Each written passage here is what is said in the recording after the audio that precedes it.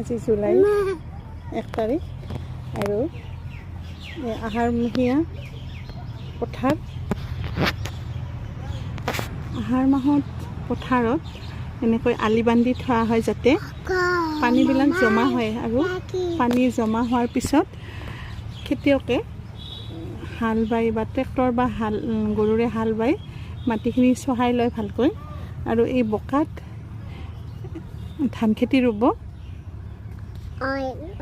এইবিলাক ধান খেতি মানে বিধান বুলি কয় আৰু সেই মানুহবিলাক ৰোৱনী তেওঁলোকে অলৰেডি ধান খেতি ৰোপণ কৰি আহিছে পথাৰত আৰু মোৰ ল'ৰা ঋষভ তনয়ে এয়া উপভোগ কৰিছে। আমি মাটিৰ মানুহ, আমি